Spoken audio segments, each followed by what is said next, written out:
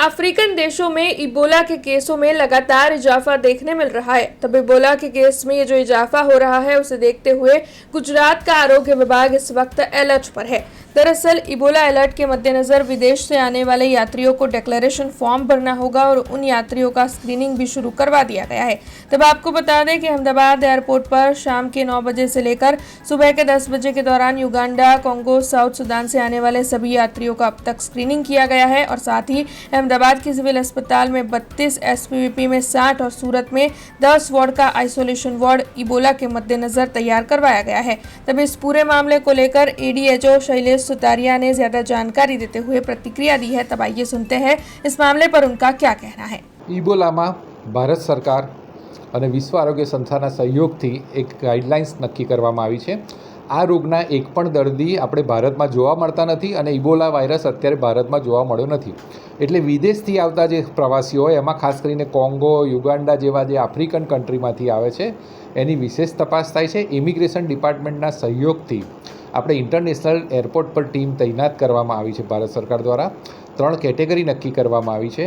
એમાં જે પહેલી કેટેગરી એવા છે કે જે લોકો દર્દીના સંપર્કમાં પણ નથી અને એમને કોઈપણ જાતના સિમ્ટમ્સ જોવા નથી મળતા, તો એ લોકોને 21 દિવસ માટે આપણે હોમમાં રાખીએ છીએ, હોમ ક્વોરન્ટાઇન। અને એ લોકોના જે દર્દીઓનું આવે એ લોકો આપણને લાઇન લિસ્ટિંગ આપે। હજી સુધી વડોદરા જિલ્લામાં એવું કોઈ દર્દી આવ્યું નથી, પણ ત્યાંથી લાઇન લિસ્ટિંગ મળે તો આપણે રોજ MPNW, FHW દ્વારા એનું સ્ક્રીનિંગ ઘરે કરાવી અને મોનિટરિંગ 21 દિવસ કરીએ। જો એમાં સિમ્ટમ્સ લાગે તો પછી એની કેટેગરી 2 પ્રમાણે કરીએ। કેટેગરી 2ની અંદર એવું છે કે દર્દી આવ્યા છે અને સિમ્ટમ્સ નથી, પણ દર્દી એવા કોન્ટેક્ટમાં હતા કે જે કોઈ દર્દી હતું ત્યાં આગળ અને દર્દી મરી ગયું છે ઇબોલાના કારણે, તો એને આપણે ટ્રીટ કરી એટલે આપણે તરત જ એના માટે ડાયગ્નોસ્ટિક ક્રાઇટેરિયા નક્કી કર્યા છે। એ ડાયગ્નોસ્ટિક ક્રાઇટેરિયા પૂરેપૂરા આપણે કરીશું અને એને ઇબોલા નથી એ નક્કી થાય પછી જ આપણે એને કેટેગરી 1 પ્રમાણે હોમમાં જઈશું અને પછી 21 દિવસ સુધી એનું આપણે મોનિટરિંગ કરીશું। જો કોઈ પેશન્ટને સંપર્કમાં હોય અથવા જે ટ્રાવેલર આવ્યું છે એને સિમ્ટમ્સ જોવા મળે તો આપણે એને કેટેગરી 3માં લઈ જઈશું।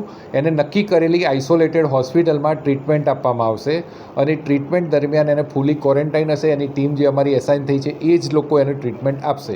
એટલે 1, 2, 3 દરમિયાન એક સિમ્ટમ્સ નથી અને કોઈ સંપર્કમાં નથી, બીજું સિમ્ટમ્સ નથી પણ સંપર્કમાં હતા અને ત્રીજું સિમ્ટમ્સ છે અથવા સંપર્કમાં પણ હતા, તો એને આપણે આ 3 કેટેગરી પ્રમાણે કરીએ છીએ।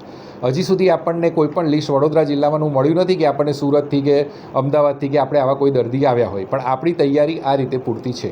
ઇબોલા વાયરસના લક્ષણમાં યુઝ્યુઅલી તમારે જોવા મળે છે કે સિવિયર પેઇન જોવા મળે છે, મસલ એક્સ જોવા મળે છે, તમારે એકદમ દુખાવો નહીં જોવા મળે છે અને એની બીજી જે સાથે બ્લડ ડિસ્ક્રાઇસિસ થાય એટલે બ્લડ ક્લોટિંગની તકલીફ થઈ શકે છે।